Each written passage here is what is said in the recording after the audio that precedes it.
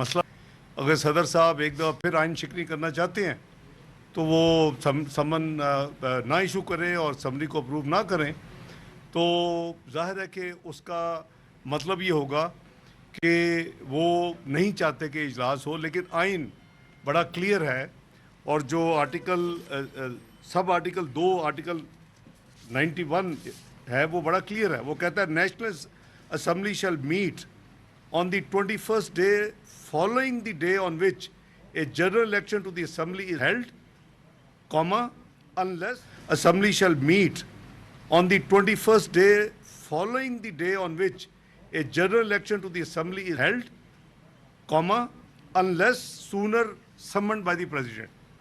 ये बिल्कुल क्लियर है। प्रेसिडेंट साहब 26 को बुला सकते थे, 27 को बुला सकते थे, 28 को बुला सकते थे, और जो हमारी इतला है और मीडिया में भी आ चुका है कि उनको जो समरी भेजी गई थी उनको ऑप्शन दी गई थी, लेकिन उन्होंने इतराज़ात लगा के वो फाइल वापस कर दी। और इतराज़ वही है जो लाहौर में भी इंडिपेंडेंस ने लगाया कि जी अभी हाउस कंप्लीट नहीं है। भाई हाउस जो कंप्लीट होता है वो उसका मतलब है जो नोटिफिकेशंस हो चुकी हैं वो हाउस के मेंबर्स होते हैं। जब तक नोटिफिकेशन नहीं किसी की होगी वो हाउस के मेंबर्स नहीं है, एक। दूसरा, अगर इवन नोटिफिकेशन हो भी चुकी हो और हाउस बुलाया जाए, लेट से कोई मेंबर जिसकी नोटिफिकेशन में बीमार है, यहाँ तो ये भी मिसालें हैं कि पूरा पूरा सेशन लोग हल्फ नहीं उठा सके। पिछला आप 18 की देख रहे हैं जो इलेक्शन हुए थे, तो वो बार नहीं करता। स्पीकर साहब ने जो मेंबर्स नोटिफाइड हैं, जो मौजूद होंगे उनसे हल्फ लेना है।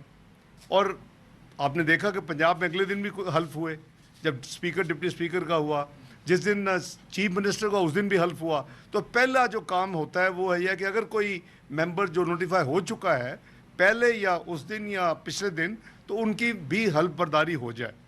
तो मैं समझता हूँ कि ये आइन से जो खेल खेला जा रहा है, एक अच्छा ट्रेडिशन हम नहीं कायम कर रहे। ये चाहिए था कि बड़े ग्रेसफुली इसको मैटर को हैंडल किया जाता, लेकिन आइन बड़ा क्लियर है। मैंने अभी आपके सामने पढ़ा है कि 26, 27, 28 तो उनका प्रोग्रेड था। 29 को वो समन अप्रूव कर दे तो 29 को भी हो सकता है, लेकिन ऑटोमेटिकली 29 को इजलास होना है। अब जो डिस्कशंस हो रही हैं उसमें कुछ चीज़ें देखने वाली हैं कि बहुत जजमेंट्स हैं जिसमें ये क्या कहा गया है कि जो आप आइन की जो तशरीह करते हैं, वो जो कहते हैं ना जी हाउस जो चाहते हैं कि जी वो इंडिपेंडेंट की भी वुमेन का जो कोटा है वो नहीं मिला। वो आइन कहता है कि आप टोटलिटी में आइन को पढ़ेंगे, और ये एक बड़ा कैटेगोरिक, और ये वो 54 आर्टिकल की मैं बात कर रहा हूँ जो बात करते हैं कि जी अभी वो उसकी वजह से ये नहीं है। लेकिन प्रेसिडेंट साहब आइदर हाउस को समन कर सकते हैं। मसलन जो रिक्विजिशन हाउस होता है, अपोजिशन जो करती है, वो उसका प्रेसिडेंट साहब समन नहीं करते, यानी सेनेट का भी और नेशनल असम्बली का भी। वो स्पीकर साहब की 14 दिन रूल्स में है कि उनके पास होती है, उनकी पावर है कि वो जिस दिन मर्जी बुला ले, लेकिन 14 दिन उनको भी बुलवाना पड़ता है। उनके पास भी चॉइस नहीं रह जाती, स्पीकर हो नेशनल असम्बली के केस में या सेनेट चेयरमैन हो सेनेट के हवाले से। तो मेरी गुजारिश ये है कि ये बड़ा दुनिया भी मजाक देख रही होगी। जो हमारी इत्तला ये है कि प्रेसिडेंट साहब ने वही जो पंजाब असम्बली में जो बातें हुई वही करीबन एतराज़ात लगा के उन्होंने कहा जी अभी असम्बली कंप्लीट नहीं है, इसका इजलास अभी हो नहीं सकता। इजलास होना ही होना 21 डे। मैंने लाहौर में भी अर्ज़ किया था, मेरे साथी भी मुझसे एग्री करते हैं कि ये इजलास तो उस हवाले से ऑब्वियसली ये ज़िम्मेदारी है लॉ मिनिस्ट्री की, पार्लिमानी अफेयर मिनिस्ट्री की, प्राइम मिनिस्टर हाउस की, कि वो सब इंश्योर करें कि जो इस वक्त ट्रांजिट स्पीकर हैं, जो कि जब तक नए स्पीकर नहीं आते पुराने स्पीकर चल रहे हैं, कि वो 21वें दिन जो कि इलेक्शन से 8 फरवरी को हुआ था, 29 फरवरी को इजलास होना ही होना है। तो मेरी ज़ाती राय में ये जो इस वक्त एक कन्फ्यूजन क्रिएट किया गया है उसकी कोई बेसिस नहीं है, उसका कई केस लॉज मौजूद हैं। तो एक तो बात ये है। दूसरा मैंने अर्ज़ करना था कि बलूचिस्तान की असम्बली का कल इजलास हो रहा है, जिस मेरे साथी पीपल्स पार्टी की भी जो कमेटी उन्होंने अनाउंस की है, और जो मुस्लिम लीग नून की क़यादत ने भी अनाउंस किया, उसमें मैं भी हूँ, जनाब अयाज सादिक साहब भी हैं, कुछ हमारे साथी जो हैं वो जाम कमाल साहब उधर थे, जाफर मंदोखेल साहब है, काकड़ साहब है, और पीपल्स पार्टी में हमारे जखरानी साहब, नवाब साहब, ताज अपना जमाली साहब, ये सारे हमारे साथी। तो आज हमारी अभी मीटिंग हुई है, ये मीटिंग उसी का सिलसिला है, उसी की यानी कंटिन्यूटी है जो कि आपने चंद दिन पहले जो एक पीपल्स पार्टी और मुस्लिम लीग नून के दरमियान जो अंडरस्टैंडिंग हुई थी कि हम इकट्ठे मिलके प्राइम मिनिस्टर ऑफ पाकिस्तान को इलेक्ट करेंगे, हम इकट्ठे मिलके स्पीकर को इलेक्ट करेंगे, हम इकट्ठे मिलके डिप्टी स्पीकर को इलेक्ट करेंगे। मैं नेशनल असम्बली की बात कर रहा हूँ।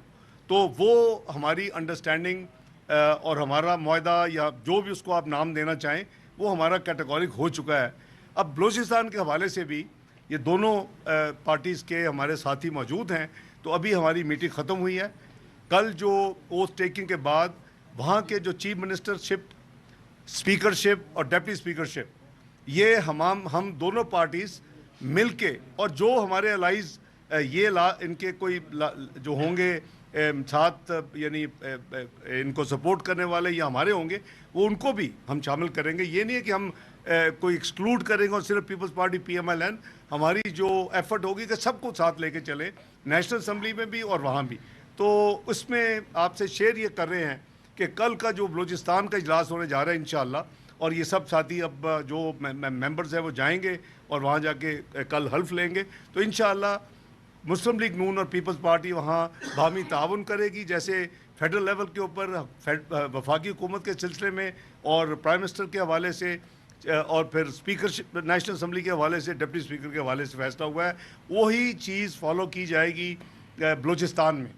तो हमने कहा कि हम बजाय ये कि कुछ क्वेरीज आ रही थी अलग-अलग बताने के, हम इकट्ठे आपसे बात करके तो आपको साहब ये बताएं कि प्रेसिडेंट साहब जो हैं वो असेंबली नहीं बुला रहे, क्या आप समझते हैं कि ये कॉन्स्टिट्यूशनल डिफाइंस है, वायलेंस है, और इस एक्शन के ऊपर आप फ्यूचर गवर्नमेंट हैं, क्या एक्शन लेंगे? ये देखिए, मैं तो लफ्ज़ यूज़ किया, स्ट्रॉन्ग किया, आइन शिकनी मैंने कही है, लेकिन हो सकता है कि वो जेन्युइनली फील कर रहे हो इंटरप्रिटेशन, तो वो ये बड़ी क्लियर है कि इंटरप्रिटेशन जो भी हो, लेकिन 21वें दिन इजलास होना है, और वो वफाकी हुकूमत की भी जिम्मेदारी है, मैंने जैसे अर्ज़ किया, लॉ मिनिस्ट्री की भी जिम्मेदारी है, पार्लियामानी अफेयर्स मिनिस्ट्री की भी जिम्मेदारी है, नेशनल असम्बली के सेक्रेटेरिएट की भी जिम्मेदारी है कि वो ट्रांजिट जो स्पीकर इस वक्त है, जिन्होंने एक नए स्पीकर को मुंतखब होकर उनको हैंड ओवर करना है, और जो ही वो आपको पता है कि हल्फ होंगे मेंबर्स के,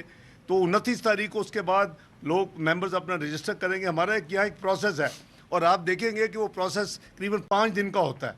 वो 5 दिन का प्रोसेस, पहले दिन मेंबर्स ओथ लेते हैं और उसके बाद रजिस्टर पे साइन होते हैं, अगले दिन स्पीकर डिप्टी स्पीकर की नॉमिनेशन कागजात नामजदगी उसको फाइल किया जाता है, प्रपोजल सेकेंडर, और फिर तीसरे दिन उनका इलेक्शन होता है और वो इलेक्ट होते हैं। जब स्पीकर साहब इलेक्ट होते हैं तो नए स्पीकर को हैंड ओवर कर देते हैं, जब नए स्पीकर साहब टेक ओवर कर लेते हैं फिर डिप्टी स्पीकर का वो करवाते हैं इलेक्शन, फिर एक दिन का गैप आता है। ये माजी की ट्रेडिशन है, कोई ये इसको रिड्यूस किया जा सकता है। और चौथा दिन है फिर खाली होता है कि उसमें जो लीडर ऑफ द हाउस या प्राइम मिनिस्टर के जो कैंडिडेट्स हैं वो अपने पेपर्स, नॉमिनेशन पेपर उनके फाइल हो सके, और फिर 5वें दिन जो कि पीर होगा उनका इलेक्शन होता है कि लीडर ऑफ द हाउस कौन हाउस को चुनता है। तो ये उसी को हम फॉलो कर रहे हैं, और अस्यूमिंग आई होप के सेंस प्रिवेल्स एंड प्रेसिडेंट साहब समन इशू करें, वो एक अच्छा उनका एक आइनी जेस्चर होगा और उनकी आइनी ज़िम्मेदारी के मुताबिक होगा कि वो करें। मेरी इतला ये है कि वफाकी हुकूमत ने उनके जो एतराज़ात थे उनका जवाब भेजा है। ये मैं मीडिया रिपोर्ट्स के हवाले से जो बात कर रहा हूँ, लेकिन मेरे पास उसकी कॉपी नहीं है। लेकिन हैविंग सेड दैट, अगर उनको जवाब जा चुका है, उनकी एतराज़ात की एक्सप्लेनेशन वफाकी हुकूमत ने भेज दी है एज़ पर लॉ मिनिस्ट्री की एडवाइस पे, तो मेरा ख्याल है कि उनको चाहिए कि वो बाप फैसला। 90 दिनों में सूबा के इलेक्शन नहीं हुए, 90 दिनों में कौमी असेंबली के इलेक्शन हुए, आइन शिकनी वहाँ पे होगी। आइन शिकनी हमारा जो रिजल्ट आए इलेक्शन के वो भी बहुत देर से वहाँ पे भी होगी। एक बार और हो जाएगी तो फिर इसमें क्या होगा, इस कैसे रोकेंगे? नंबर दूसरा सवाल एक सवाल कर लीजिए, काफ़ी लोग, ये आइन खुद कहता है कि अगर कोई चीज़ जो आइन में होनी थी, अगर वो उस टाइम पीरियड में नहीं हुई लेकिन हो गई, तो वो वैलिड है और वो उसको आप चैलेंज नहीं कर सकते। तो उसकी वैलिडिटी आइन ने खुद दे दी है। तो अगर भाई इलेक्शन डिले से हो तो चुके हैं, तो अगर बस कोई और चीज़ देर से हुई तो अगर हो चुकी है तो वो ऑलरेडी आइन उसको एंडोर्स कर दिया हुआ इस तरह। इससे पहले सदर के इंतखाबात से मुतालिक तारीख देने पर बात हो रही थी, तो आपकी तमाम सियासी जमातें जो सब पीडीएफ का हिस्सा थी वो ये मौक़िफ़ ले रही थी कि सदर का तारीख देने का इख्तियार नहीं है। लेकिन जब सुप्रीम कोर्ट में मामला गया तो वो बात यही निकली कि सदर का इख्तियार था कि वो तारीख दें। तो इस पर हो सकता है, जैसे आपने बताया कि उसकी तशरीहात सदर साहब की तशरीह हो। सर, दूसरा ये बता दीजिएगा कि बलूचिस्तान में JUI भी कोशिश कर रही थी आपके साथ अलायंस में आने की, तो JUI के साथ कोई मामला तय नहीं हो सकता? देखिए, हम चाहेंगे कि JUI ना सिर्फ बलूचिस्तान में हम दोनों पार्टी के साथ चले, वो वफाक में भी हमारे साथ चले। हम हर जगह देखिए, ये एक मियां नवाज शरीफ साहब ने 21 अक्टूबर को एक जो तकरीर की थी मीनार पाकिस्तान, उन्होंने कहा था कि हम चाहेंगे, हमारी जमात ये चाहेगी कि सबको साथ लेके चले। और ये क्राइसिस इस तरह के हैं, इतने डीप और इतने यानी गहरे क्राइसिस हैं कि इसको सब मिल के पार्टीज अगर मिल के करेंगे तो ये इंशाल्लाह आसानी से पाकिस्तान बड़ी जल्दी निकल आएगा। वो मैं समझता हूँ कि आप आपस में फैसला कर लें, एक इधर एक फिर आज जी आप बता सकेंगे कि उम्मीदवार आपके कौन से होंगे? सेनेट में चेयरमैन सेनेट और स्पीकर कौमी असेंबली और डिप्टी स्पीकर कौन होंगे? और बलूचिस्तान में जो आपके होते हैं उनमें उम्मीदवार आपके? देखिए, अभी उम्मीदवारों का फैसले जो है आज रात तक क़यादत करेगी। मैं आपको बिल्कुल स्टेट, अभी हमारी बात हुई है, जहां हमारी स्लॉट हम तय हुई है उसमें हम फैसला करेंगे कि हमारे उम्मीदवार कौन होंगे। हमने अभी इस मीटिंग के बाद एक पैनल भेजा है क़यादत को, मियां नवाज शरीफ साहब और मियां शहबाज शरीफ साहब को, ताकि वो फैसला रात तक कर दें। कल पेपर फाइल होने हैं और ये इनकी क़यादत आज रात मुझे इन्होंने बताया कि चीफ मिनिस्टरशिप का और डिप्टी स्पीकरशिप का अपने नाम अनाउंस करेंगे। तो ये कल सुबह तक नाम सब अनाउंस हो जाएंगे। जी मुफाहमत की बात तो हर कोई करता है, लेकिन मुफाहमत की तरफ पहला कदम कोई नहीं उठाता। जी, अगर मुफाहमत की तरफ पहला कदम उठाना हो और मुल्क में सियासी इस्तेहकाम आ जाए, मेरा मतलब है कि बानी PTI से बातचीत करने के लिए आप लोग रेडी हैं? आप क्योंकि पॉलिटिकल साइड पे अगर देखा जाए तो आप बहुत अहम रोल प्ले कर रहे हैं। क्या आप उस कमेटी के लिए चेयरमैन हो सकते हैं और बानी PTI से मुफाहमत की तरफ पहला कदम आप उठा सकते हैं? सप्लीमेंट्री क्वेश्चन है, 9 मई के जो मुजरिम है उनके बारे में क्या सोच है? फाइनेंस मिनिस्ट्री का थोड़ा सा क्लियर कर दें। हम तो वहाँ के चक्कर लगा मैं अर्ज कर फाइनेंस मिनिस्टर तुसी आ रहे हो या नहीं? मैं अर्ज करना जी, मैं अर्ज करना जी। जो आपने पहला भाई सवाल किया है ना, उसमें मैं समझता हूँ कि इसमें कोई ऐसी इबाम मुझे नहीं नज़र आता, कोई इबाम है। और हम कम से कम बड़े क्लियर हैं कि रोड मैप क्या है। जहाँ तक रिकन्सिलिएशन की बात है, आपको याद होगा कि वो जो 126 दिन के धरने की कमेटी भी मैंने हैंडल की थी, लेकिन मेरा ख्याल है मैं इतने ज़्यादा रिकन्सिलेटरी कमेटीज़ को हैंडल कर चुका हूँ कि अब मैं समझता हूँ किसी और को भी बारी मिलनी चाहिए ताकि ट्रेनिंग हो। तो मेरे साथी करेंगे।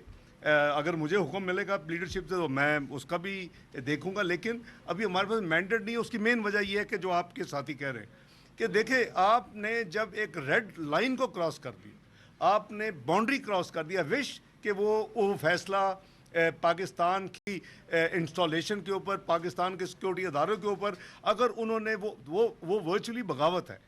और वो जो काम है, उसके बाद मैं समझता हूँ कि मुझे समझ नहीं है कि कैसे रिकन्सिलिएशन होगी। Short of that reconciliation was possible. और मैं हमेशा रिकन्सिलिएटर बनने में खुशी महसूस भी करता हूँ और की भी हैं अल्लाह के फल से। लेकिन अब मैं उसके बाहर बाकी जो दूसरा सवाल किया भाई, उसका तो जाहिर है कि हर पार्टी की जो लीडरशिप है वो फैसले करती है। अभी ये भी नहीं पता किसने काबीना में होना है, मैंने होना भी है कि नहीं होना। तो आप मुझे ऑलरेडी फाइनेंस मिनिस्ट्री, तो मेरा ख्याल है वेट करते हैं, देखते हैं क्या होता है। जी थैंक यू, बहुत शुक्रिया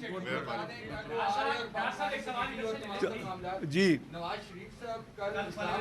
कल हमारी मैं अर्ज करता, क्या नहीं समझ अर्ज करता, कल हमारी मुस्लिम लीग नून की पार्लियामानी पार्टी की मीटिंग है जी, कल आफ्टरनून में। और कल 28 है, कल हमारी इंशाल्लाह मीटिंग होगी। मियां नवाज शरीफ साहब उस मीटिंग को चेयर करेंगे शहबाज शरीफ साहब के साथ। और इंशाअल्लाह हमारी पार्लियामानी मीटिंग जो है वो सैर हासिल उसमें गुफ्तगू भी होगी, फैसले भी होंगे माजी की तरह। लेकिन मैं ये अर्ज़ करूँ कि उनकी फिर मियाँ साहब की, मियाँ नवाज़ साहब की मसरूफियात है कोई ऑलरेडी प्रीफिक्स, वो उधर चले जाएंगे। लेकिन रात को कल जो प्राइम मिनिस्टरशिप के कैंडिडेट है PMLN के मियाँ मोहम्मद शहबाज शरीफ, वो सदर मुस्लिम लीग नून भी हैं, वो फिर मुस्लिम लीग नून की पार्लिमानी जो पार्टी है और अलाइज की जो पार्लिमानी पार्टीज है, सबको वो फिर इनवाइट करेंगे। एक मीटिंग होगी पंजाब हाउस में। बहुत शुक्रिया जी, थैंक यू।